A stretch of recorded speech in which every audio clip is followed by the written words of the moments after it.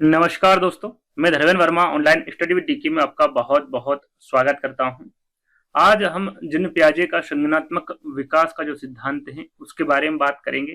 पहले इनके बारे में आपको समझाया जाएगा, उसके बाद प्रश्नों को बताया जाएगा। जो ये प्रश्न रखे गए हैं ये आपके एमपीटेट के लिए इंपोर्टेंट है। एमपीटेट तो स्किप नहीं करना है, वीडियो को पूरा देखना है और अंत में हमें जरूर बताना है कि आज का जो वीडियो है वो आपको कैसा लगा। इसमें लास्ट में एक क्यूज, एक प्रश्न आपसे पूछा जाएगा जिसका आंसर आपको देना है, तो वीडियो को बड़ी ध्यान से देखना है। और इसी प्रकार के आगे भी जो आपकी एमपीटेट होने वाली है उसमें प्रश्न पूछे जाएंगे, तो आपको स्किप बिल्कुल नहीं करना है ना, जल्दी जल्दी नहीं देखना। हर एक प्रश्न को, हर एक डिटेल को आपको सुनना है, क्योंकि हर एक प्रश्न को आपको यहाँ पर समझाया भी जाएगा। तो शुरुआत करते हैं। देखिए, जिन पियाजे का यहाँ पर फोटो लगा हुआ है, सबसे पहले इनकी जो डिटेल्स हैं जो कि प्रश्न में और जो मैंने समझाया उसमें नहीं दी गई, वो मैं यहाँ पर समझा देता हूँ, है ना। जिन पियाजे का संज्ञानात्मक, जिन पियाजे ने कौन सा सिद्धांत दिया है, तो इनके द्वारा संज्ञानात्मक विकास का सिद्धांत दिया है। कौन सा? संज्ञानात्मक विकास का सिद्धांत। यदि पूछे कि इनका जन्म कब और कहाँ हुआ था, इसके बारे में आपको पता होना चाहिए। तो जिन पियाजे का जो जन्म है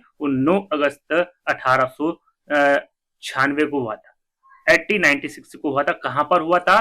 तो स्विट्जरलैंड में हुआ था। देखिए, अभी जो प्रश्न पूछे जा रहे हैं वो सिंपल से प्रश्न नहीं पूछे जा रहे, पूछते हैं कम से कम 1 से 2 प्रश्न पूछते, लेकिन अब जो प्रश्न पूछे जा रहे हैं वो कोई सी टेट एग्जाम हो, डीपली प्रश्न पूछे जा रहे हैं जो आगे मैं आपको बताऊंगा, है ना। लेकिन जो सिंपल से प्रश्न है, कब हुआ था जन्म, कहां पर हुआ था, इसके बारे में भी आपको पता होना चाहिए। तो इनका जन्म 9 अगस्त 1896 में स्विट्जरलैंड में हुआ था, है ना। ये कब के, कौन सी शताब्दी के मनोवैज्ञानिक थे? तो याद रखिएगा, पियाजे 20वीं शताब्दी के मनोवैज्ञानिक थे। कौन से? 20वीं शताब्दी के, है ना। इन्होंने जो अपना अध्ययन है वो किस पर किया था पूछा जाता है, तो अपने बच्चों पर किया था। कहां पर? अपने बच्चों पर। अपने पुत्र लोरेट, क्या नाम था पुत्र का? लोरेट। और 2 पुत्रियों पर, 2 पुत्रियों के नाम भी यहां पर दे रखे हैं, ल्यूसिन एवं जैकलिन, है ना। इन पर इन्होंने अपना अध्ययन किया था। इन्हें बाल मनोविज्ञान का जनक माना जाता है। किसका? बाल मनोविज्ञान का जनक माना जाता है जिन पियाजे को, क्योंकि बाल मनोविज्ञान पर ही इन्होंने अपना प्रयोग किया था और उस पर ही अपनी स्टडी की थी, है ना। तो इन्हें बाल मनोविज्ञान का जनक भी कहा जाता है। और पियाजे ने सर्वप्रथम the language of thought of the child पुस्तक 1923 में लिखी। यहाँ पर सीधे सीधे प्रश्न पूछा जाता है एग्जाम में कि the language of thought of the child जो पुस्तक है ये किसके द्वारा लिखी गई है ना। इस प्रकार के प्रश्न एग्जाम में पूछे जाते हैं, तो आपको पता होना चाहिए ये पियाजे के द्वारा लिखी गई थी। कब लिखी गई थी? सन पूछे तो 1923 में लिखी गई थी, है ना। इस प्रकार से प्रश्न पूछे जाते हैं, तो आपको पता होना चाहिए। चलिए, जिन पियाजे ने अपने संज्ञानात्मक विकास के लिए बच्चों का सैद्धांतिक रूप से अध्ययन किया था। कैसे किया था? सैद्धांतिक रूप से। पूछते हैं कि बच्चों का जो अध्ययन है वो जिन पियाजे द्वारा अपना जो इन्होंने संज्ञानात्मक विकास दिया था उसमें किस प्रकार का अध्ययन किया गया था, तो सैद्धांतिक रूप से अध्ययन किया गया था, है ना। जिन पियाजे का संज्ञानात्मक विकास का जो सिद्धांत, उपनाम बहुत इंपोर्टेंट है। यहाँ पर सीधा सीधा आजकल क्या हो रहा है, जो आपके एग्जाम में हो रही है उसमें सीधा सीधा प्रश्न ही पूछते हैं कि भाई संज्ञानात्मक विकास का सिद्धांत किसके द्वारा दिया गया था।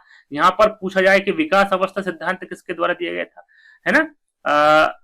संज्ञान जो सिद्धांत है या फिर ज्ञानात्मक सिद्धांत है, विकासात्मक सिद्धांत है, मानसिक विकास का सिद्धांत या फिर अवस्था का सिद्धांत है ना। इस प्रकार से आजकल प्रश्न पूछे जा रहे हैं, तो आपको पता होना चाहिए इसके उपनाम कौन कौन से हैं, इसको और किन किन नामों से जाना जाता है, तो ये भी आपको पता होना चाहिए। इसे विकास अवस्था के सिद्धांत के नाम से जाना जाता है, संज्ञान का सिद्धांत, ज्ञानात्मक सिद्धांत, विकासात्मक सिद्धांत, मानसिक विकास का सिद्धांत और अवस्था का सिद्धांत, है ना। आपको पता होना चाहिए इन नामों से संज्ञानात्मक विकास के सिद्धांतों को जाना जाता है। आगे बढ़ते हैं।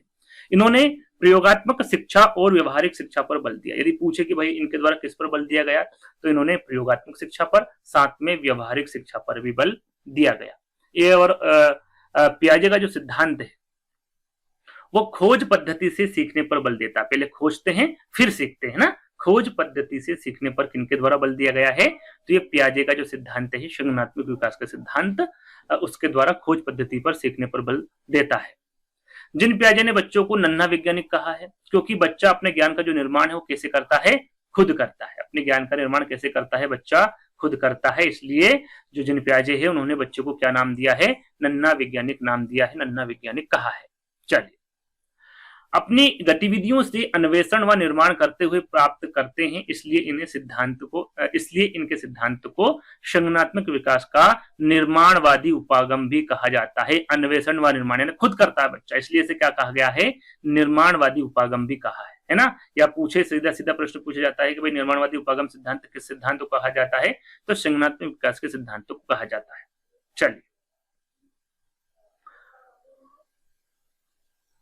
बच्चों में ये मैं आपको बता दूं, उसके बाद प्रश्नों पर चलेंगे, है ना। बच्चों में जैसे जैसे, याद रखिएगा यहाँ पर जैविक परिपक्वता आती है, क्या आती है बच्चों में, जैविक परिपक्वता आती है, वैसे वैसे बच्चे का संज्ञानात्मक विकास होता रहेगा। जैसे जैसे बच्चे में परिपक्वता, यानी कि जैसे जैसे जैसे बच्चा बढ़ता जाएगा, बड़ा होता जाएगा, वैसे वैसे बच्चे में क्या होगा, संज्ञानात्मक विकास होता रहेगा। और इसकी शिक्षा का जो मुख्य क्षेत्र है, याद रखिएगा, ये पूछा जाता है, जैविक मरमूसा था। क्या था इनका मुख्य क्षेत्र शिक्षा का, जैविक मरमूसा था, ये याद रखिएगा, इंपोर्टेंट है। यहाँ पर जो जानकारी दी गई, ये ऐसी जानकारी दी गई आपको जो कि प्रश्नों में नहीं दी गई है ना, सिंपल सी साधारण सी जानकारी थी। अब चलते हैं प्रश्नों की ओर। इनकी जो अवस्थाएं हैं वो प्रश्नों के साथ साथ मैं आपको बता दूंगा, जैसे जैसे प्रश्न पूछे जाएंगे वैसे वैसे मैं आपको इसकी जानकारी देता जाऊंगा, है ना। चलिए, पहला प्रश्न पूछा गया था आपका कि बच्चों के बौद्धिक विकास के 4 चरणों को परिभाषित किया है। जो 4 चरण बताए गए हैं, ये किसके द्वारा बताए गए हैं, ये आपसे प्रश्न में पूछा गया है। भाई स्किनर ने, पियाजे ने, कोहलबर्ग ने, एरिक्सन ने। तो यहाँ पर तो आपको पता है कि भाई हम जिन पियाजे के बारे में बात कर रहे हैं, तो उसका आंसर जिन पियाजे होगा।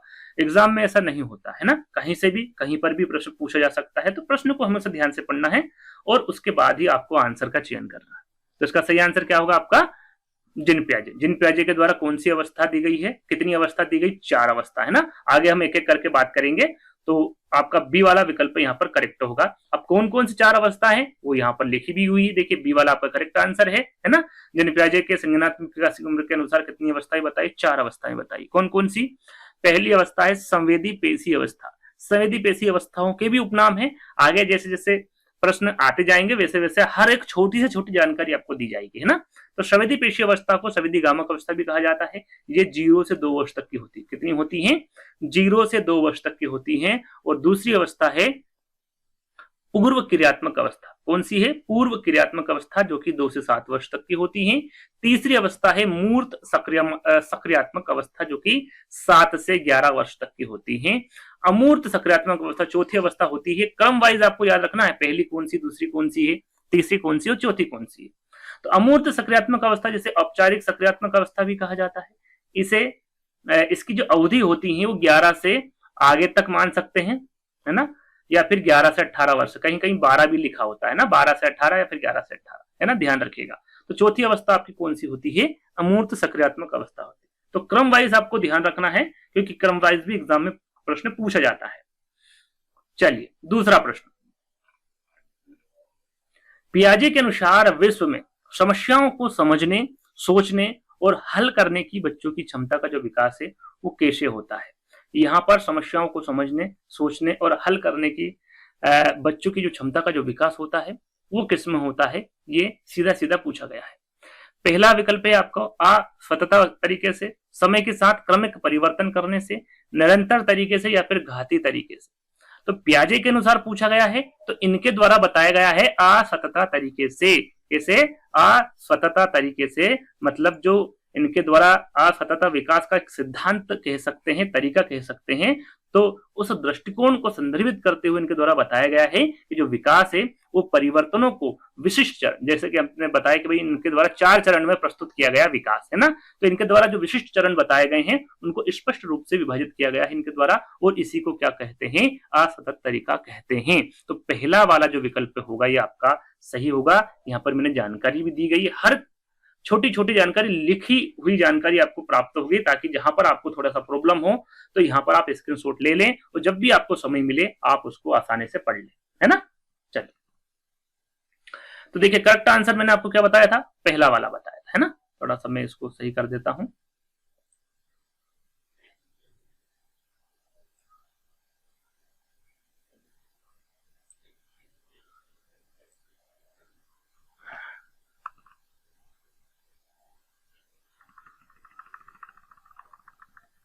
चलिए, तो यहाँ पर देखिए लिखा हुआ कि पियाजे के विकास का चरण जो है वो असंततः विकास सिद्धांत का एक उदाहरण है ना। असंततः विकास सिद्धांत उस दृष्टिकोण को संदर्भित करता है जिसके अनुसार विकास परिवर्तनों को विशिष्ट चरणों में स्पष्ट रूप से विभाजित किया गया। इनके द्वारा किया गया, पियाजे के 4 चरण बताए हैं, हर चरण में अलग अलग प्रकार बताया गया है, किस प्रकार से बच्चा क्या करता है, कैसे करता है, किस प्रकार बढ़ता है, सारी चीजें जो इनके द्वारा 4 सिद्धांत बताए गए उनमें बताया गया है, और उसी को क्या कहते हैं, आत्मसंतता सिद्धांत कहते हैं ना। इन चरणों को छोड़ा नहीं जा सकता, और एक एक करके उनसे आगे बढ़ना आमतौर पर व्यक्तियों के लिए क्या है, आवश्यक माना जाता है ना। जैसे जैसे सिद्धांत आते जाएंगे 1 2 3 4, उसमें सारी जानकारी आपको दी जाएगी, है ना। और इस सिद्धांत में जिन पियाजे ने संज्ञानात्मक विकास के कितने चरण बताए हैं, 4 चरण बताए हैं, जिसमें पहले चरण में जो बच्चा, पहले चरण का मतलब क्या है, संवेदी पेशी अवस्था है ना, इसमें जो बच्चा है वो पर्यावरण के साथ बातचीत करता है। दूसरे चरण में जो दूसरा चरण है, आपको जैसे कि मैंने बताया था, पूर्व क्रियात्मक अवस्था,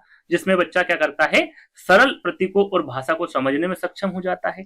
तीसरा चरण मैंने आपको क्या बताया था, मूर्त सक्रियात्मक अवस्था, इसमें क्या होता है, बच्चा तार्किक और ठोस तर्क करने में सक्षम हो जाता है। चौथे चरण में जो बच्चा है, जिसको हम अमूर्त सक्रियात्मक अवस्था या फिर मैंने आपको बताया था औपचारिक सक्रियात्मक अवस्था कहते हैं, इसमें बच्चा जो होता है वो अमूर्त प्रतीकों में सोचने में सक्षम हो जाता है। और इसके बाद कोई अतिरिक्त चरण इनके द्वारा नहीं बताया गया है जिसके माध्यम से वो आगे बढ़े। इन चारों चरणों में वो वयस्क तक सारी चीजें, सारा ज्ञान उनके द्वारा दिया गया है इन 4 अवस्थाओं में, जैसे कि हम आगे बात करने वाले हैं। और इस मॉडल के तहत व्यक्तिगत विकास को पूरा माना जाता है, यानी कि इस 4 चरणों में ही व्यक्तिगत का जो विकास है वो पूरा हो जाता है ना।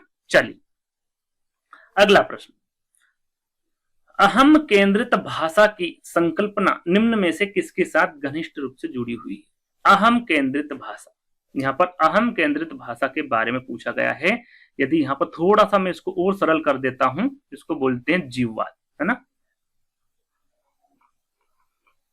जीववाद या फिर अहम केंद्रित भाषा की जो संकल्पना है, ये किसके साथ घनिष्ठ रूप से जुड़ी हुई है। जैसे कि हम पियाजे के बारे में पढ़ रहे हैं तो आपको पता होगा कि भाई पियाजे इसका आंसर होगा, है ना। जैसे कि मैंने आपको थोड़ी देर पहले ही बताया था कि एग्जाम में इस प्रकार से प्रश्न नहीं पूछे जाते हैं, अलग अलग सभी मिलजुल कर प्रश्न पूछे जाते हैं, तो वहां पर आपको कंफ्यूज नहीं होना है। अहम केंद्रित भाषा दे दे या फिर जीववाद दे दे, है ना। क्या वो अरस्तु है, टेलर है, पियाजे है या फिर विलियम्स है। सिंपल सा आंसर है पियाजे, है ना। तो इसके बारे में हम समझते हैं जीववाद क्या है, अहम केंद्रित भाषा क्या है। तो ये यहाँ पर देखिए सब लिखा हुआ है हर एक चीज। जीववाद या फिर अहम केंद्रित भाषा, जीववाद के अंतर्गत बालक जो निर्जीव वस्तुएं होती हैं उसे वो सजीव समझता है। जो निर्जीव वस्तु होती हैं जैसे कि बादल हो गया, जैसे कि यहाँ पर देखिए बालक समझता है कि बादल, साइकिल, हवा, घड़ी जैसी जो वस्तुएं होती हैं वो कैसी होती हैं, सजीव होती हैं।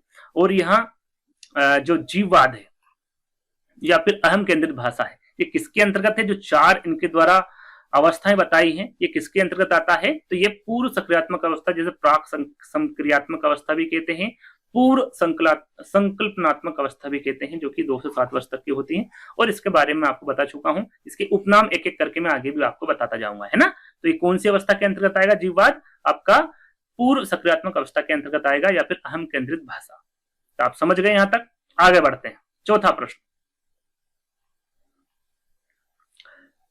पियाजे के मानसिक विकासात्मक सिद्धांत के निम्नलिखित में से किस चरण का बौद्धिक विकास समय के वस्तुकरण द्वारा चिन्हित है। यहाँ पर देखिए वस्तुकरण, वस्तु स्थायित्व आपने पढ़ा होगा, नहीं पढ़ा तो मैं आपको बता देता हूँ। यहाँ पर वस्तु स्थायित्व की बात की जा रही है, तो कौन सी अवस्था है या फिर कौन सा चरण है या फिर कौन सी अवधि है ना।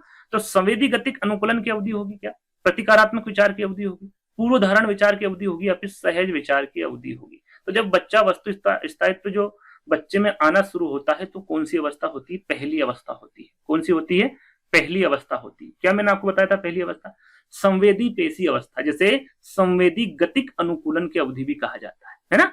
पहला वाला विकल्प आपका यहाँ पर क्या होगा, करेक्ट होगा। अब यहाँ पर पहली अवस्था हम पढ़ेंगे, सारी जानकारी मैं आपको दूंगा, है ना। एक एक करके पहली अवस्था भी आएगी, दूसरी भी आएगी, तो एक एक करके मैं जानकारी दूंगा। देखिए यहाँ पर एक फोटो भी लगा हुआ बच्चे का, क्यूट सा बच्चा है ना। ये खिलौने हैं, तो इसको ये नहीं पता है कि इसको खेलना है कि मुंह में भरना है ना। जो बच्चा होता है इस उम्र में 0 से 2 वर्ष की उम्र में बच्चा इस प्रकार से ही खेलता है। तो देखिए पहली अवस्था जो बताई गई है पियाजे के द्वारा, और संवेदी पेशी अवस्था बताई है, इसे इंद्रिय जनित गामक अवस्था भी कहते हैं। जैसे कि मैंने आपको बताया था कि अभी फिलहाल में जो प्रश्न पूछे जा रहे हैं वो सीधे सीधे नहीं पूछे जा रहे, है ना। संवेदी पेशी की जगह इंद्रिय जनित गामक दे देंगे, ज्ञानात्मक क्रियात्मक दे देंगे। यहाँ पर ज्ञानात्मक अलग है और क्रियात्मक अलग है। ज्ञानात्मक अवस्था, क्रियात्मक अवस्था, संवेदनात्मक अवस्था, है ना। इस प्रकार से आपके विकल्प में कोई सी भी अवस्था दे दी जाएगी और आपसे पूछा जा सकता है, तो आपको पता होना चाहिए। जैसे कि विकल्प में अभी दे दिया गया था संवेदी गतिक अनुकूलन की अवधि, तो आपको पता होगा तो आप आसानी से आंसर लगा सकते हैं। तो ये जो अवधि होती है ये कितने से कितने वर्ष तक की होती हैं जो पहली अवस्था है, तो 0 से 2 वर्ष तक की होती है। अब इसमें कहा क्या गया है पियाजे ने, तो भैया इनके द्वारा कहा गया है पियाजे के कि जन्म के समय शिशु बाह्य जगत के प्रति अनभिज्ञ होता है। जो बाहरी जगत होता है उससे उससे कोई मतलब नहीं होता है, उसके बारे में उसे कुछ किसी प्रकार का कुछ भी पता नहीं होता है। और धीरे धीरे आयु बढ़ने के साथ साथ अपनी ज्ञानेंद्रियों के माध्यम से वो वातावरण बाह्य जगत का ज्ञान प्राप्त करता है। किसके माध्यम से पूछ जाए तो ज्ञानेंद्रियों के माध्यम से ना। छोटी छोटी बातें हैं, ध्यान आपको रखना है। चलिए, और क्या कहा है भैया इस पहली अवस्था में कि वहां शिशुओं को देखकर, सुनकर, स्पर्श करके, गंध के द्वारा व स्वाद के माध्यम से ज्ञान ग्रहण करता है। जब बच्चा 0 से 2 वर्ष तक का होता है, 0 से 2 वर्ष तक की आयु में होता है, तो वो देखकर, सुनकर, स्पर्श करके, जो गंध होती है उसके द्वारा, स्वाद के माध्यम से ही ज्ञान प्राप्त करता है। इंद्रियों के माध्यम से वो सीखता है, जैसे कि आंख, नाक है, नाक है, कान है, त्वचा है। जैसे जैसे उसके माता पिता, दादा दादी जो घर में सदस्य होते हैं जिस प्रकार से उसको सिखाते हैं वो वैसे ही सीखता है। गामक क्रियाएं भी करता है, पकड़ना, खेलना, लिखना आदि। जैसे आप पकड़ाओगे पकड़ लेगा, खेलना है खेलने की बोलो खेल लेगा, लिखना है लिख लेगा, है ना। ऐसा नहीं कि जो लिखना वही लिखेगा, कुछ भी करता रहेगा उसके हिसाब से, है ना।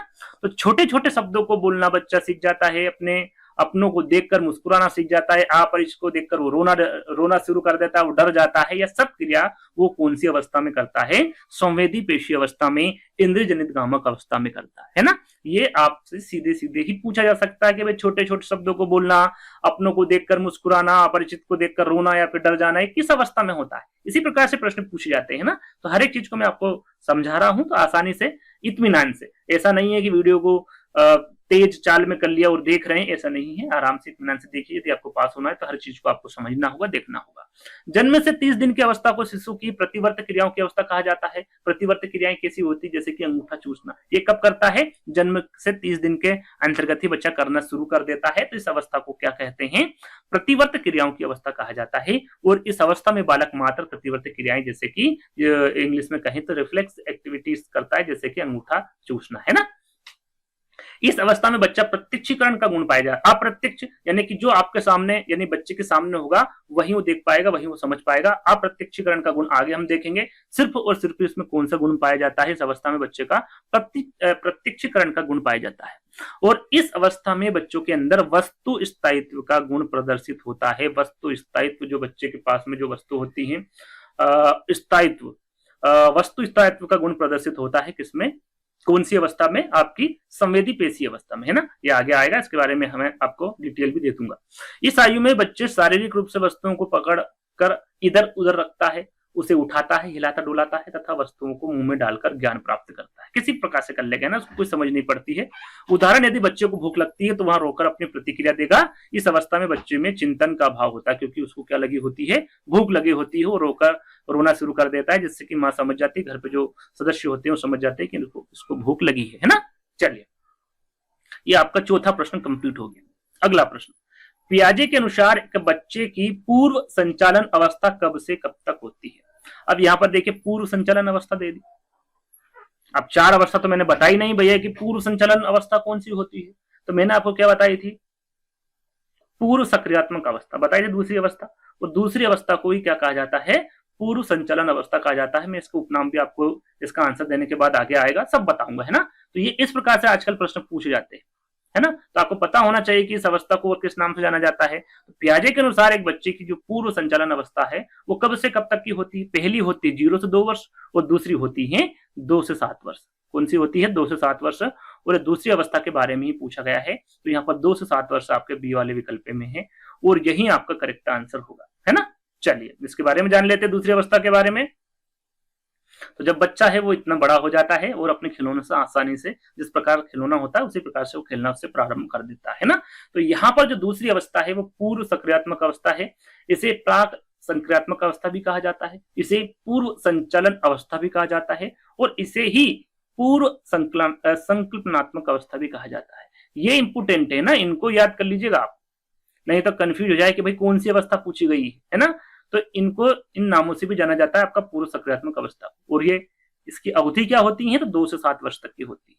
और इस अवस्था में दूसरे के संपर्क में खिलौनों से अनुकरण के माध्यम से, अनुकरण यानी कि जैसे जैसे बच्चा दूसरों को देखता है कि भाई ये जो बच्चा है ये किस प्रकार से खेलता है, उसी प्रकार से वो बच्चा भी खेलना प्रारंभ कर देता है। दूसरों जो बच्चे होते हैं उनके संपर्क में खिलौने के अनुकरण के माध्यम से ही बच्चा सीखता है ना, एक दूसरे को देखकर बच्चा सीखता है। चलिए, और जो दूसरी अवस्था है इसे खिलौनों की आयु भी कहा जाता है, क्योंकि इस अवस्था में बच्चा खिलौनों से खेलता है और इस अवधि में बालक जोड़ घटाव गुणा भाग सीख लेता है। वो अवस्था कौन सी होती है आपकी? 2 से 7 वर्ष। 2 से 7 वर्ष तक की आराम से जो बच्चा है वो जोड़ भी लेता है, घटाव भी कर लेता है, गुणा भी कर लेता है, भाग भी सीख लेता है ना। और उसके पीछे छिपे नियमों को नहीं समझ पाता, यानी कि उसके पीछे जो नियम होते हैं उसको नहीं समझ पाता 2 से 7 वर्ष में। सिंपल से जोड़ कर लेगा, घटाव कर लेगा, गुणा कर लेगा, भाग कर लेगा। इस उम्र में बच्चों के चिंतन में पलटावी गुण नहीं होता है। पलटावी गुण नहीं होता किसमें? आपके जो दूसरी अवस्था है, पूर्व सकारात्मक अवस्था, इसमें पलटावी गुण नहीं पाया जाता है। यदि बालक को कहा जाए 2x3, पलटावी गुण का मतलब मैं आपको बताऊंगा, 2x3 मतलब 6। यदि बच्चों को बोल दिया भाई 2x3 कितने होते हैं तो उसको आता होगा तो बता देगा, लेकिन इसको यदि पलट दिया आपने 3x2 कितने होते हैं तो वो कंफ्यूज हो जाएगा, बच्चा नहीं बता पाएगा, है ना। तो ये जो गुण है ये आपकी जो दूसरी अवस्था है वो उसमें नहीं पाया जाता है, तीसरी अवस्था में पाया जाएगा, आगे हम बताएंगे इसके बारे में। तो ये जो पलटावी गुण नहीं पाया जाता, यदि पूछे कि भाई पलटावी गुण किसमें नहीं पाया जाता है, तो पहले में तो बिल्कुल नहीं पाया जाता और दूसरे में भी ये गुण नहीं पाया जाता है। तो ये आपको याद रखना है। यदि बालक को कहा जाए 2x3 6 हुआ, तब 3x2 कितना होगा, तो वो इसका जवाब नहीं दे पाएगा। इसको बोलते हैं पलटावी गुण, है ना। तो ये इसमें नहीं पाया जाता, किसमें? दूसरी अवधि में, याद रखिएगा। चलिए आगे देखते हैं। माता पिता की आज्ञा मानना, पूछने पर नाम बताना, घर के छोटे छोटे कार्यों में मदद करना आदि जो बच्चा है वो 2 से 7 वर्ष तक की उम्र में सीख जाता है। यानी कि कौन सी उम्र होगी वो आपकी, कौन सी अवस्था होगी? पूर्व सक्रियात्मक अवस्था होगी, है ना। वहां तर्क वितर्क करने के योग्य नहीं होता है, यानी कि जो माता पिता बोलते हैं, जो घर में सदस्य होते हैं, जो जैसा वो बोलते हैं वैसा बच्चा कर लेता है, इसलिए इसे अतार्किक चिंतन की अवस्था कहते हैं। तार्किक यानी जब तर्क करने लग जाता है तो तार्किक चिंतन हो जाता है, तर्क वितर्क नहीं करता है बच्चा तो अतार्किक चिंतन हो जाता है। तो याद रखिएगा, यदि सीधा सीधा आपसे पूछे कि अतार्किक चिंतन की अवस्था कौन सी होगी, तो वो पियाजे की दूसरी अवस्था होगी, जिसका नाम है पूर्व सक्रियात्मक अवस्था, है ना। इस अवस्था में बालकों में शब्दों के प्रति समझ पैदा हो जाती है। शब्द, जो शब्द होते हैं, जो बच्चा स्कूल जाता है तो उसमें जो शब्द टीचर लिखाते हैं या फिर माता पिता जो बताते हैं, उन शब्दों के प्रति समझ पैदा हो जाती है, यानी कि समझने लग जाता है बच्चा, है ना। और इस अवस्था में बालक नकल करने की प्रवृत्ति आ जाती है।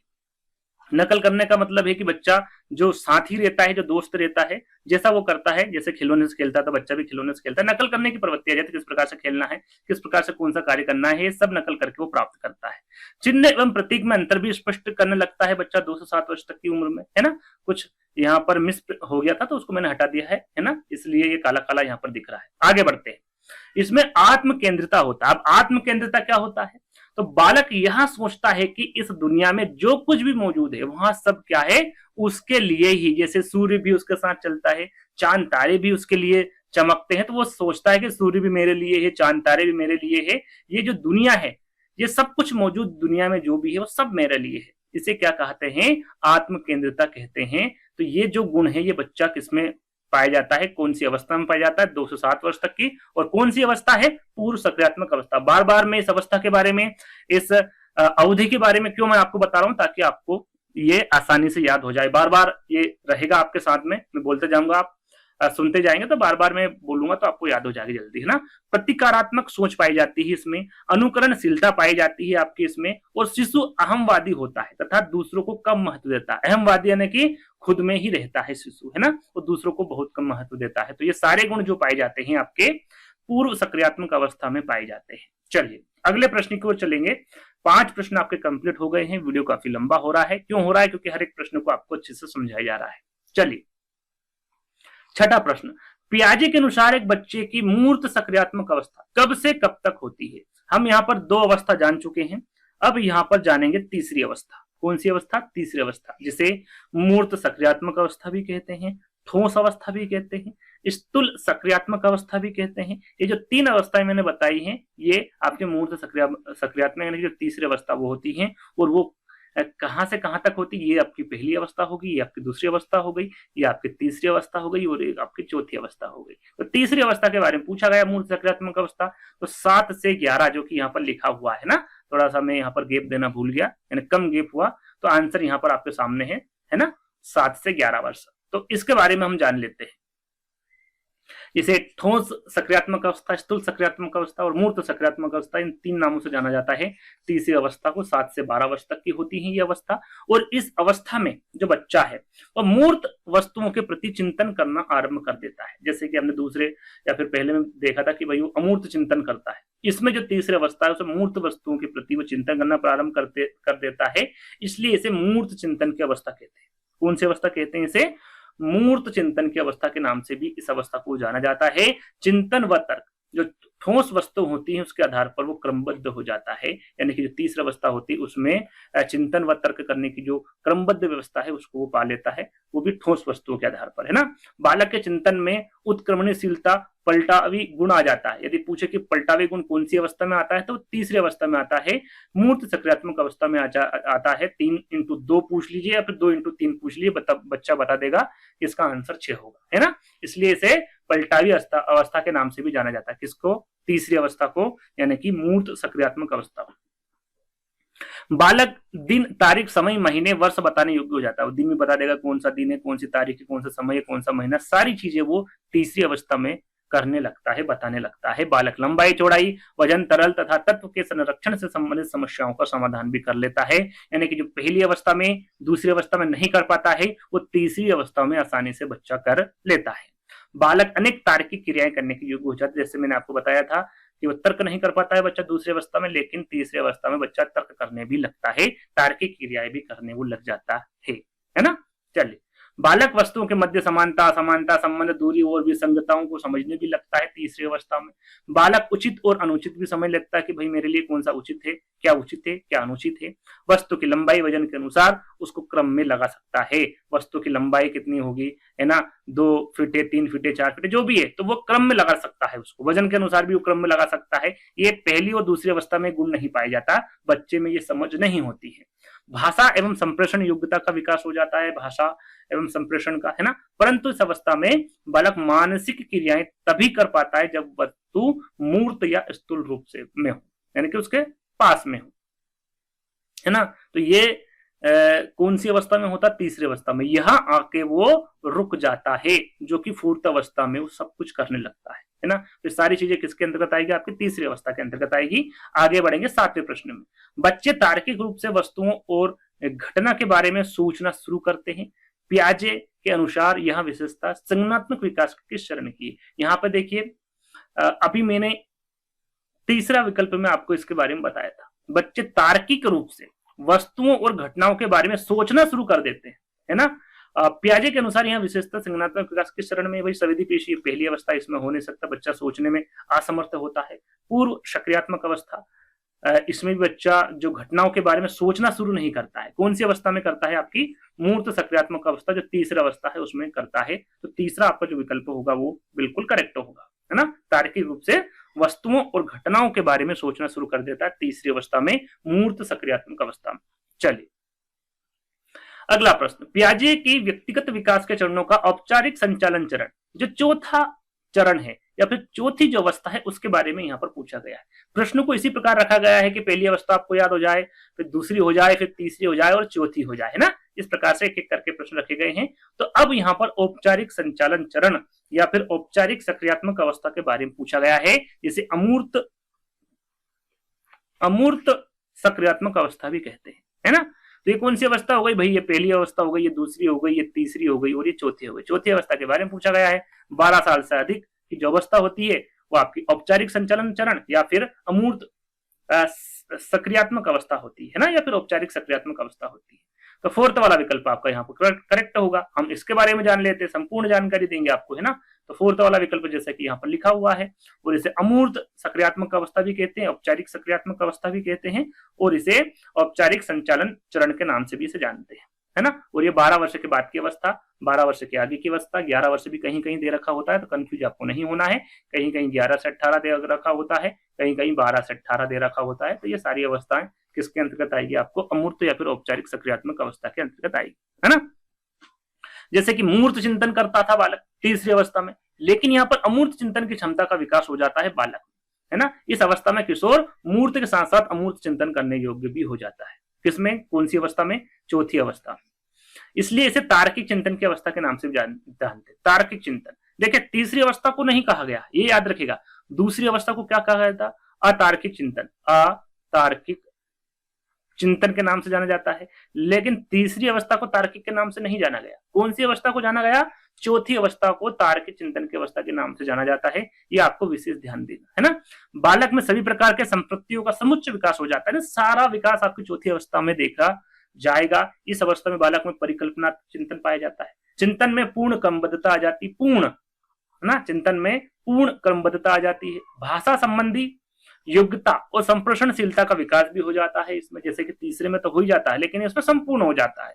अब सारी चिंतन करने लगता है बच्चा, स्थानांतरण की योग्यता का विकास हो जाता है। निगमन तर्क, नियम से उदाहरण का विकास हो जाता है। समस्या समाधान योग्यता का भली प्रकार से उसमें विकास हो जाता है, जैसे कि तीसरे में भी हो जाता है, लेकिन इसमें संपूर्ण तरीके से विकास हो जाता है। बालकों में विकेंद्रण पूर्णता विकसित हो जाता है। विश्लेषण, संश्लेषण, नियमीकरण तथा सूक्ष्म सिद्धांतों की स्थापना संबंधी उच्च मानसिक क्षमताओं का भी विकास आपकी चौथी अवस्था, औपचारिक सक्रियात्मक अवस्था या फिर अमूर्त सक्रियात्मक अवस्था में हो जाता है।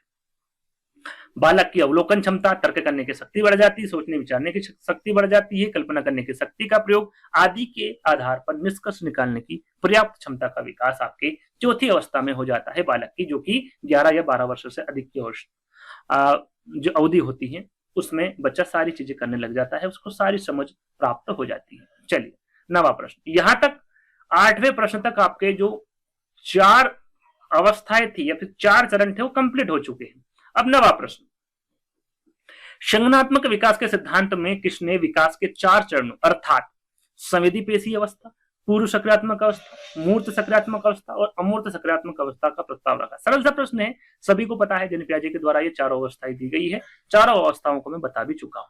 चलिए, जेन पियाजे के अनुसार भाषा और विचार के बीच संबंध का सिद्धांत क्या, पियाजे ने भाषा और विचार के बीच का संबंध क्या बताया है। सिद्धांत के अनुसार आपको बताना, विचार भाषा निर्धारित करता है, भाषा विचार को निर्धारित करता है। विचार और भाषा स्वतंत्र प्रक्रिया है जब तक कि बच्चा 2 वर्ष का ना हो, या फिर भाषा और विचार सहज प्रस्ताव क्या है। तो यहां पर सही आंसर आपका क्या होगा, देखिए दिन पियाजे के अनुसार भाषा और विचार के बीच का जो संबंध है या फिर सिद्धांत के अनुसार इनके द्वारा कहा गया है, जो विचार है वो भाषा निर्धारित करता, ना कि भाषा विचार को निर्धारित करती। क्या है, जो विचार है वो भाषा को निर्धारित करता है ना। तो आपका जो पहला वाला विकल्प होगा ये बिल्कुल करेक्ट होगा। इसके बारे में मैंने आपको बताया भी है नीचे, जैसे कि यहाँ पर देखिए पियाजे ने माना है कि संज्ञानात्मक विकास भाषा से स्वतंत्र है ना, और विचार भाषा को क्या करता है, निर्धारित करता है। विचार क्या करता है, भाषा को निर्धारित करता है। पियाजे के अनुसार विचार पहले उभरते हैं, यानी कि पहले विचार आते हैं बच्चों में, उसके बाद भाषा माध्यम प्रदान करती है, जिसके द्वारा बाद में अवधारणाओं और वैचारिक सोच को आगे बढ़ाया जाता है। वहां इस बात पर जोर देते हैं कि विचार न केवल भाषा को निर्धारित करते हैं बल्कि उसे बेहतर भी बनाते हैं। कौन, विचार। तो याद रखिएगा, विचार भाषा निर्धारित करते हैं, ना कि भाषा विचार को निर्धारित करती है ना। तो यहां पर आपका जो पहला वाला विकल्प है वो करेक्ट है। चलिए अगला प्रश्न और सरल सा प्रश्न है, पियाजे के सिद्धांत में संवेदिक पेशी चरण कौन सी अवधि होती है। पहला, संवेदी पेशी अवस्था के बारे में पूछा गया, पहली अवस्था के बारे में पूछा गया है। फटाफट पहले आंसर आपको देना है। मैं 4 विकल्प पढ़ू, जब तक आंसर देना कमेंट के माध्यम से। 1 वर्ष से 3, 2 से 4, जन्म से 2 वर्ष या फिर जन्म से 4 वर्ष। फटाफट आंसर दीजिए, इसका क्या होगा। इसका सही आंसर होगा आपका जन्म से 2 वर्ष, जैसे कि मैंने आपको पहले भी बताया है ना। चलिए तीसरा, अगला प्रश्न है आपका, पियाजे ने रिक्त स्थान को मौजूदा संज्ञानात्मक स्कीमा में नई जानकारी को फिट करने की संज्ञानात्मक प्रक्रिया के रूप में परिभाषित किया है। क्या वो समावेशन को मौजूदा संज्ञानात्मक स्कीमा में नई जानकारी को फिट करने के लिए किया गया है, या अहम भाव को, समंजन को, या फिर वंशागति। तो यहां पर सही आंसर होगा आपका समावेशन। क्या होगा, समावेशन या फिर समावेश, है ना। पियाजे ने समावेश को मौजूदा संज्ञानात्मक स्कीमा में नई जानकारी को फिट करने की संज्ञानात्मक प्रक्रिया के रूप में परिभाषित किया है। तो आप समावेशन को समझने के लिए सबसे पहले अनुकूलन को समझना होगा। भाई अनुकूलन की प्रक्रिया में 2 उपक्रियाएं बताई गई। कितनी, 2 उपक्रियाएं। यहां पर देख लेते हैं, यहां से लिखने से अच्छा है कि मैं आपको यहीं नीचे समझा दूं, है ना। ये लिखा हुआ सारी चीजें यहां पर लिखी हुई है। देखिए क्या आया था हमारे विकल्प में? समावेशन, समावेश आया था, है ना।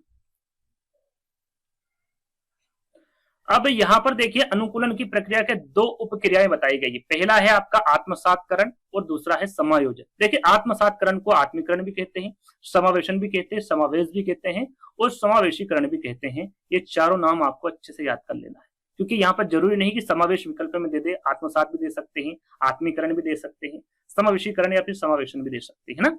दूसरा आपका उपक्रिया है अनुकूलन की समायोजन, जिसे हम व्यवस्थापन भी कहते हैं, समष्टि समाविष्टीकरण भी कहते हैं और स्थायीकरण भी कहते हैं। तो ये चारों जो है समायोजन के नाम है तीनों, है ना, या कह सकते हैं कि इनके उपनाम है, तो इनके बारे में भी आपको पता होना चाहिए, याद कर लीजिएगा। अब बात कर लेते हैं कि भैया जो समावेशन है या फिर समावेश है या फिर आत्मसातकरण है, ये क्या होता है और समायोजन क्या होता है। तो आत्मसातकरण पूर्व ज्ञान में नवीन ज्ञान जोड़ना, क्या होता है ये? आत्मसातकरण कहलाता है। जो पूर्व ज्ञान है उसमें आपने नवीन ज्ञान को जोड़ दिया, उसे आत्मसातकरण कहते हैं। या नवीन जानकारी को पूर्व प्रचलित योजना में यथावत व्यवस्थित करने को भी क्या कहते हैं? आत्मसातकरण या फिर समावेशन कहते हैं। समायोजन किसे कहते हैं? पूर्व ज्ञान में परिवर्तन करके वातावरण के साथ तालमेल बिठाना, इसे क्या कहते हैं? समायोजन कहते हैं। क्या कहते हैं? समायोजन कहते हैं, ये याद रखिएगा। और यदि इन दोनों को जोड़ दिए जाए तो वो क्या कहलाएगा? वो संतुलन कहलाएगा, है ना। आगे मैं बताऊंगा आपको, वो संतुलन या फिर साम्य धारण कहलाएगा, वो आगे मैं आपको जानकारी दूंगा, है ना। तो यहां पर आपका करेक्ट आंसर मैंने आपको बता दिया, पहला वाला होगा समावेशन। चलिए अगला प्रश्न, पियाजे ने अपना कार्य किस क्षेत्र में अधिक किया है? सरल सा प्रश्न है, 4 विकल्प पढ़ेंगे, आसानी से आंसर दे देंगे। अर्थशास्त्र, मनोविज्ञान, राजनीति या फिर हिंदी। सरल सा प्रश्न है, मनोविज्ञान के क्षेत्र में पियाजे ने अपना कार्य किया है ना, अधिक किया है, तो बी वाला विकल्प आपका करेक्ट होगा। अगला प्रश्न, पियाजे ने घोषणा की कि बचपन में 4 चरणों में संज्ञानात्मक विकास होता है। जैसे 4 चरण मैंने आपको बता दिया। चरणों के बारे में निम्नलिखित में से कौन सा सही नहीं है? हमेशा प्रश्नों को ध्यान से पढ़ना है। क्या नेगेटिव पूछा गया है या फिर पॉजिटिव पूछा गया है? कौन सा पूछा गया है, किस प्रकार से प्रश्न पूछा गया है, इसके बारे में आपको पता होना चाहिए। विकास के चरण क्रम में होते, बिल्कुल 4 चरण बताए, बिल्कुल होते हैं। बच्चे विकास के चरणों को छोड़ते नहीं है, बल्कि हर एक से गुजरते, बिल्कुल क्रम वाइज, है ना। पहला चरण से गुजरेगा, फिर दूसरे चरण से, तीसरे चरण से ऐसे गुजरेगा, तो बी वाला भी आपका करेक्ट होगा। विकास के चरणों में एक अवस्था से दूसरी अवस्था में आदर्शी परिवर्तन होता है, तो आदर्शी परिवर्तन नहीं होता है, यानी कि तीसरा वाला जो विकल्प होगा ये आपका करेक्ट होगा। ये इन चारों चरणों में फिट नहीं है, यानी कि निम्नलिखित में से कौन सा सही नहीं है? तो तीसरा वाला नहीं है। चौथा भी पढ़ लेते हैं, विकास के चरण टुकड़ों द्वारा निर्माण के रूप में होते हैं, प्रत्येक अंतिम चरण में टुकड़ों का उपयोग करते हैं, यानी कि इनने 4 चरणों में, 4 टुकड़ों में जो बच्चों का निर्माण है वो बांट दिया है। तो ये आपका जो चौथा वाला विकल्प है ये भी आपका करेक्ट है। चलिए अगला प्रश्न है, पियाजे द्वारा दिए गए नैतिक विकास के निम्नलिखित चरणों में से किस चरण के दौड़ना पुरस्कार, किस चरण में दौड़ना पुरस्कार और दंड बच्चे के नैतिक विकास को नियंत्रित करता है? यहाँ पर देखिए नैतिक विकास के बारे में पूछा गया जो पियाजे द्वारा दिया गया है। यहाँ पर चरणों में से कौन सा चरण है जिसमें दौड़ना पुरस्कार और दंड बच्चे के नैतिक विकास को नियंत्रित करता है? वो चरण आपको बताना है। क्या वो व्यक्तिक्रम नैतिकता है, परायतत्ता अधिकार है, परायतत्ता पारस्परिकता है या फिर स्वायत्तता किशोरावस्था, है ना। कौन सी अवस्था है जिसमें जो बच्चा है उसमें दौड़ना, पुरस्कार और दंड नैतिक विकास को नियंत्रित करना सीख जाता है बच्चा? वो कौन सा चरण है इसके बारे में बताना है। तो सबसे पहले हम नैतिक विकास जो इनके द्वारा दिया गया है, नैतिक निर्णय, नैतिक विकास के बारे में हम जान लेते हैं। देखिए पियाजे ने बच्चे के नैतिक निर्णय में विकास के चरणों को समझने की जो नींव रखी थी वो कब रखी थी? 1965 में रखी थी, है ना। उनके शोध में मुख्य क्षेत्र थे कि कैसे बच्चे नियमों और सिद्धांतों पर काम करते हैं, कैसे नियम बनाते हैं, कैसे सिद्धांत बनाते हैं, उस पर कैसे काम करते हैं, ये उनका मुख्य शोध क्षेत्र था। ये याद रखिएगा, नैतिक विकास की बात की जा रही है। कैसे बच्चे बुरे कामों और झूठों का न्याय करते हैं और कैसे बच्चे सजा और न्याय को देखते हैं, ये सारे शोध किसके द्वारा किए गए थे? पियाजे के द्वारा नैतिक विकास में किए गए थे। इनका ये मुख्य क्षेत्र था, ये आपको मालूम होना चाहिए, है ना। इनके द्वारा जो चरण बताए हैं वो कितने बताए हैं? 4 चरण बताए। कितने? 4 चरण बताए हैं। उन चारों चरणों के बारे में हम बात करेंगे। पहला चरण है आपका पहला है आपका नैतिक विकास, जिसे व्युत्क्रम या पूर्व नैतिक काल भी कहते हैं। और इसकी जो अवधि बहुत इंपॉर्टेंट, पहले 5 वर्ष, है ना। पहले 5 वर्ष में आपका व्यतिक्रम या फिर पूर्व नैतिक काल होता है। और इस स्तर पर बच्चे का जो व्यवहार है उसका व्यवहार नैतिक मानकों द्वारा निर्देशित नहीं है। कैसे? नैतिक मानकों द्वारा इसमें निर्देशित नहीं किया जा सकता पहले चरण में। दूसरा चरण है इसका हेटेरोनॉमस बोलते हैं इसको ही नैतिक यथार्थवाद का आपने नाम सुना होगा, नैतिक यथार्थवाद, और इसे ही परायतत्ता अधिकार कहते हैं। और आपका जो आंसर होगा इसका अवधि जान लेते हैं 5 से 9 वर्ष। पुरस्कार और दंड नैतिक विकास को नियंत्रित करता है और यही प्रश्न में पूछा गया था। क्या पूछा गया था?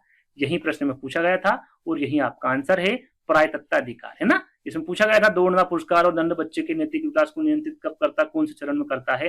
तो दूसरा चरण है जो कि आपका परायतत्ता अधिकार, जिसे नैतिक यथार्थवाद, जिसे हेटेरोनॉमस कहते हैं, ना, जो दूसरा इनका चरण है, दूसरा भाग है। तीसरा चरण है इनका विषम लैंगिक पारस्परिकता, जिसे नैतिक सापेक्षवाद भी कहते हैं, और इसकी जो अवधि है वो 9 से 13 वर्ष तक की होती है।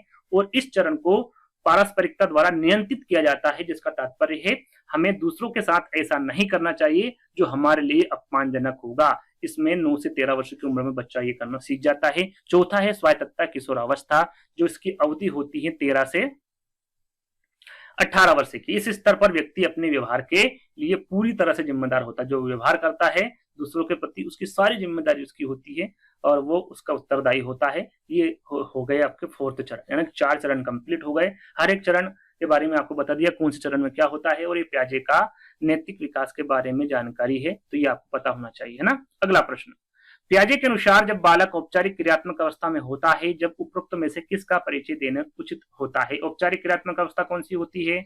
चौथी अवस्था, 11 या फिर 12 वर्ष से जो आगे की अवस्था होती है उसे क्या कहते हैं? आपकी औपचारिक क्रियात्मक अवस्था कहते हैं। इसमें आंकड़ों का प्रबंध होता, संख्या, ज्योमिति, अनुपात एवं समानुपात, मैंने आपको बताया था, सारी चीजें वो सीख जाता है। जिसमें सबसे जो मैंने आपको बताया था अनुपात और समानुपात है। अनुपात एवं समानुपात, ये जो जिन पियाजे के अनुसार जब बालक औपचारिक क्रियात्मक अवस्था में होता है तब ये अनुपात एवं समानुपात का परिचय देना उचित समझता है, उचित होता है उसके लिए। तो 4th वाला विकल्प आपका इस यहाँ पर करेक्ट होगा।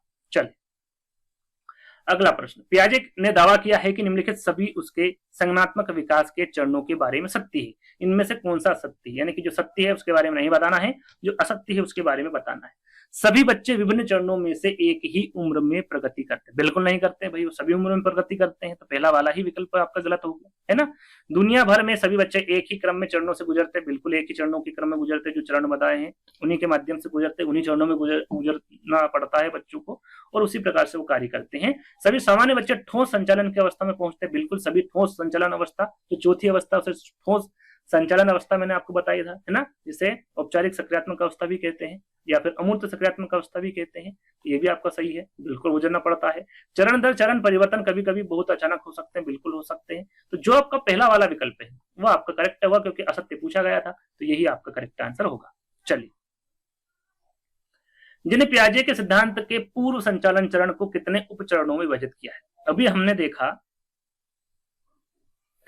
हमने देखा कि भैया जिन पियाजे द्वारा संज्ञानात्मक विकास के 4 चरण बताए हैं और चारों चरण मैंने आपको बता दिए।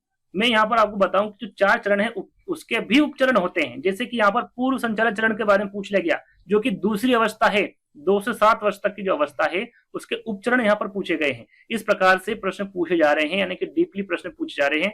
अब सिंपल से नहीं पूछते हैं कि इसकी उम्र क्या होगी, है ना, इसका जो पहली अवस्था है, ये पूछते हैं लेकिन बहुत कम पूछते हैं ना, कि जो पहली अवस्था उसकी उम्र जो अवधि होगी वो कितने से कितने वर्ष तक की होती है। ये सिंपल से प्रश्न बहुत कम पूछे जाते हैं, 1-2 प्रश्न दे देंगे, लेकिन इस प्रकार के प्रश्न पूछे जाते हैं कि भाई पूर्व संचालन चरण को इसके कितने उपचरण हैं, क्या 1 है, 2 है, 3 है या फिर 4 है? तो मैं आपको बता दूं 2 चरण है।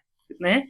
2 चरण है। पहला है प्रतिकारात्मक कार्य और दूसरा है सहज विचार। जैसे कि यहाँ पर मैंने लिखा भी हुआ है कि भाई सबसे पहले ये दूसरी अवस्था है, दूसरा चरण है पूर्व सक्रियात्मक अवस्था, जिसे प्राक सक्रियात्मक अवस्था, पूर्व संचालन अवस्था या पूर्व संकल्पनात्मक अवस्था कहते हैं, जो 2 से 7 वर्ष तक की होती हैं। और पूर्व संचालन चरण के 2 उपचरण होते हैं। कितने? 2 उपचरण होते हैं। पहला होता है प्रतिकारात्मक कार्य, जो कि टोटल होते हैं आपके 2 से 7 में 2 से 4 वर्ष की आयु प्रतिकारात्मक कार्य, प्रतिकारात्मक खेल के लीजिए, है ना, उसके चले जाएंगे। और सहज विचार 4 से 7 वर्ष की आयु होती है ना। सहज विचार की उम्र पूछे 4 से 7 है, और प्रतिकारात्मक कार्य की पूछे तो वो 2 से 4 है। ये आपको पता होना चाहिए। चलिए आगे बात करेंगे। 19वां प्रश्न, जिन पियाजे का कहना है कि संज्ञानात्मक विकास के अगले चरण में आंदोलन के लिए अनुभव के साथ बातचीत के कुछ हद तक परिपक्वता आवश्यक है, इसका अर्थ है जैसे कि मैंने आपको बताया था लास्ट, जैसे कि सबसे पहले मैंने आपको समझाया था जिन पियाजे के बारे में, जो लास्ट विकल्प मैंने आपको समझाया था, या कह लीजिए जो मैंने एक एक करके आपको बिंदु समझाए थे, जिसमें लास्ट जो बिंदु है उसी के बारे में यहाँ पर पूछा गया। यदि आपने ध्यान से सुना होगा, ध्यान से देखा होगा, समझा होगा, तो यहाँ पर आसानी से आप आंसर लगा सकते हैं, है ना। क्या वो समावेशन होगा, समायोजन होगा, जैविक परिपक्वता होगा, या फिर शारीरिक अनुभव होगा। यहाँ पर जिन पियाजे का कहना है कि संज्ञानात्मक विकास के अगले चरण में आंदोलन के लिए अनुभव के साथ बातचीत में कुछ हद तक परिपक्वता आवश्यक है, इसका अर्थ है जैविक परिपक्वता। जैसा कि मैंने बताया था, लास्ट का आप जो बिंदु है वो देख लीजिएगा, आपको समझ में आ जाएगा। तीसरा वाला विकल्प आपका करेक्ट होगा, है ना। जैसे जैसे बच्चा बड़ा होता जाता है उसमें परिपक्वता आती जाती है। अगला प्रश्न, पियाजे की बौद्धिक अवस्था की किस अवस्था को पूर्व संकल्पनात्मक अवस्था के नाम से भी जाना जाता है। जैसे कि मैंने आपको बताया था, इनके सबके उपनाम बताए थे, यदि आपको ध्यान होगा तो, है ना। पूर्व संकल्पनात्मक अवस्था के बारे में पूछा गया। जैसे कि अभी मैंने आपको बताया था कौन सी अवस्था है, दूसरी अवस्था है, 2 से 7 वर्ष तक की अवस्था है। इसे वो किस नाम से जाना जाता है भाई, संवेदी प्रेरक अवधि, या तो पहली अवस्था है। पूर्व परिचालन अवधि, औपचारिक संचालन अवधि, या तो चौथी अवस्था है। ठोस संचालन, ये भी चौथी अवस्था है। पूर्व परिचालन अवधि, है ना, पूर्व आ गया, ये भी पूर्व संकल्पनात्मक। यदि ऐसे समझ नहीं आए तो ऐसे समझ लीजिएगा, है ना। पूर्व परिचालन अवधि के नाम से इसे जाना जाता है। तो बी वाला विकल्प आपका करेक्ट होगा। पियाजे के अनुसार जब एक बच्चे के मौजूदा स्कीमा यहाँ समझाने में सक्षम होते हैं कि वहां अपने आसपास क्या देख सकता है, तो वहां किस अवस्था में कहा जाएगा। यहाँ पर स्कीमा के बारे में बात करेंगे। सबसे पहले आंसर जान लेते हैं। नई स्थिति, संतुलन, असंतुलन, भ्रम की स्थिति। जैसा कि मैंने आपको बताया था, जैसे पहले इसका आंसर जान लेते हैं। पियाजे के अनुसार जब एक बच्चे के मौजूदा स्कीमा यहाँ समझाने में सक्षम होते हैं कि वह अपने आसपास क्या देख सकता है, तो वह किस अवस्था में कहा जाएगा, तो संतुलन अवस्था में कहा जाएगा। और संतुलन अवस्था के अंतर्गत आपके मैंने बताया था कि आत्मसातकरण और समायोजन, इन दोनों का मेल जब होता है वो संतुलन कहलाता है। और आगे हम बात करेंगे, यहाँ पर लिखा भी हुआ, बी वाला विकल्प करेक्ट होगा, जैसे कि संतुलन। साम्य धारण, आंसर मैंने आपको बता ही दिया है। इसके द्वारा बच्चा आत्मसातकरण और समायोजन की प्रक्रियाओं के बीच संतुलन कायम कर देता है। आत्मसातकरण और समायोजन, इन दोनों के बीच का जो संतुलन है वो कायम करता है ना। जिसे क्या कहते हैं, संतुलन कहते हैं। आत्मसातकरण मैंने आपको बता दिया, समायोजन बता दिया था कि पूर्व ज्ञान में नवीन ज्ञान जोड़ना, इसे आत्मसातकरण कहते हैं, या फिर ये कहलाता है। पूर्व ज्ञान में परिवर्तन करके वातावरण के साथ तालमेल बिठाना, इसे समायोजन कहते हैं ना। दोनों बातें मैंने आपको क्लियर कर दी थी, है ना। चलिए अगला प्रश्न, निम्नलिखित में से कौन सा विकल्प पियाजे और वाइगोत्स्की के विकासात्मक सिद्धांतों के बीच एक महत्वपूर्ण परिप्रेक्ष्य का अंतर है। वाइगोत्स्की और पियाजे के बीच का अंतर आपको बताना है। एक बच्चे की सक्रिय शिक्षार्थी होने पर जोर देना नहीं है, रचनात्मक के विकासात्मक परिप्रेक्ष्य में विश्वास होना, दोनों के बीच अंतर बताना है आपको, है ना। संज्ञानात्मक विकास और उसकी व्यक्तिकता पर ध्यान केंद्रित करना, ये भी नहीं है। संज्ञानात्मक विकास के साथ सामाजिक संपर्क का जुड़ाव होना, बिल्कुल। देखिए पियाजे द्वारा कौन सा सिद्धांत दिया गया, संज्ञानात्मक विकास का सिद्धांत। वाइगोत्स्की किससे जुड़े हैं, सामाजिकता से जुड़े हैं, है ना। तो यहाँ पर जो फोर्थ वाला विकल्प है ये आपका सही होगा। संज्ञानात्मक विकास के साथ सामाजिक संपर्क का जुड़ाव होना, ये जिन पियाजे और वाइगोत्स्की के विकासात्मक सिद्धांतों के बीच एक महत्वपूर्ण परिप्रेक्ष्य अंतर है। फोर्थ वाला विकल्प आपका सही होगा। अगला प्रश्न, पियाजे से पहले लोगों में इस बात को मानने की अधिक संभावना थी कि, पियाजे से पहले की बात की जा रही है कि लोगों में किस बात को मानने की अधिक संभावना थी। बच्चे का दिमाग वयस्क दिमाग का एक लघु मॉडल होता है।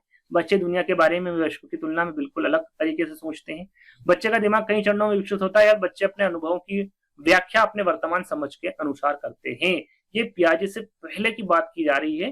तो बच्चे का जो दिमाग है वो वयस्कों का एक लघु छोटा मॉडल होता है ना, ये संभावना अधिक थी जिन पियाजे से पहले। तो पहला वाला जो विकल्प है ये आपका करेक्ट होगा।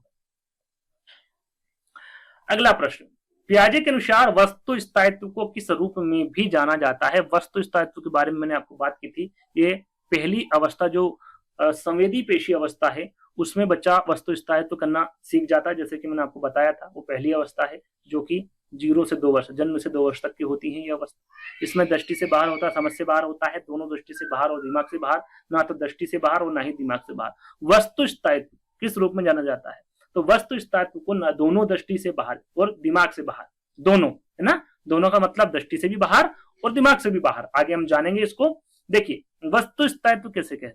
तो वस्तु स्थायित्व जिससे यहाँ पता चलता है कोई वस्तु मौजूद है, भले ही उसे देखा या छुआ ना जा सके। जो बच्चा है उसको पता है कि भाई ये मौजूद है वस्तु, लेकिन उसे भले ही वो देख नहीं पा रहा है या फिर उसको छुआ ना जा सके, है ना। तो वो क्या होगा, दोनों हो जाएगी भैया, वो दृष्टि से भी बाहर हो जाएगी और दिमाग से भी बाहर हो जाएगी, है ना। तो ये वस्तु स्थायित्व का दूसरा रूप है। या फिर कह सकते हैं कि वस्तु स्थायित्व की अवधारणा को समझने से बच्चों को यह समझ विकसित होती कि वस्तु को तब भी अस्तित्व में रहता है, वस्तु तब भी अस्तित्व में रहता है जब उसे हम देख या फिर छू नहीं सकते, या फिर देखा और छुआ नहीं जा सकता, है ना। तो यहाँ पर वस्तु स्थायित्व का आप मतलब समझ ही गए होंगे। आगे हम बढ़ेंगे अगले प्रश्न की ओर। पियाजे के अनुसार अमूर्त प्रस्थापनाओं के बारे में तार्किक रूप से सोचने की क्षमता इस अवस्था का इसका सूचक है। अमूर्त जहां पर आ जाए, मैंने आपको बताया था, क्या बताया था भैया, संचालन के पूर्व में के विचार है, ठोस संचालन है, औपचारिक संचालन है, या फिर सेंसरी मोटर इंटेलिजेंस। क्या है, कौन सा सही होगा आंसर? औपचारिक संचालन होगा, जाहिर सी बात है ना। तीसरा वाला विकल्प आपका सही होगा यहाँ पर। चलिए अगला प्रश्न। अमूर्त, जैसे कि मैंने बताया था, अमूर्त संक्रियात्मक अवस्था भी कहते हैं, इसे औपचारिक सक्रियात्मक अवस्था कहते हैं। 12 वर्ष या फिर 11 वर्ष के बाद की अवस्था होती है। बालक में अमूर्त चिंतन की क्षमता का विकास होता है और इस अवस्था में किशोर मूर्त के साथ साथ अमूर्त चिंतन करने के योग्य भी हो जाता है, इसलिए तार्किक चिंतन की अवस्था कहते हैं, जैसे कि मैंने आपको बताया था। और जैसा कि प्रश्न में पूछा गया, तार्किक रूप से सोचने की क्षमता ये आपकी औपचारिक संचालन अवस्था में होता है ना। निम्नलिखित में से कौन सा निहितार्थ पियाजे के संज्ञानात्मक विकास के सिद्धांत से नहीं लिया जा सकता? संज्ञानात्मक विकास के सिद्धांत से कौन सा निहितार्थ नहीं लिया जा सकता, ये पूछा गया है। सीखने के लिए बच्चों की तत्परता के प्रति संवेदनशीलता बिल्कुल ले सकते हैं। व्यक्तिगत मतभेदों की स्वीकृति बिल्कुल ले सकते हैं। अन्वेषण अधिगम बिल्कुल ले सकते हैं, इसके बारे में मैंने बताया था। मौखिक शिक्षण की आवश्यकता आप नहीं ले सकते, है ना। फोर्थ वाला विकल्प यहाँ पर करेक्ट होगा।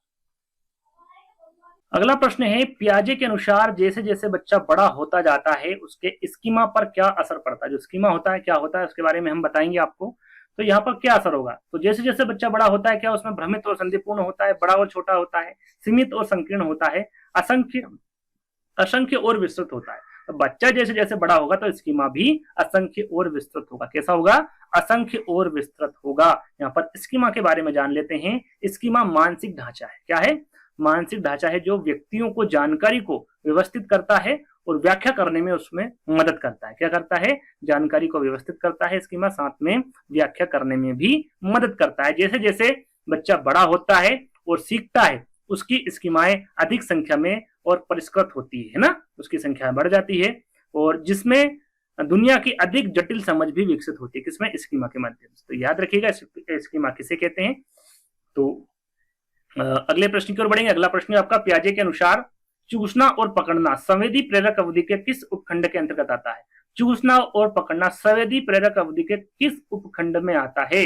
जैसे कि मैंने आपको बताया था, वंशानुगत सजगता, अधिग्रहित अनुकूलन, जानबूझकर व्यवहार, या फिर प्रतिकारात्मक प्रतिनिधित्व।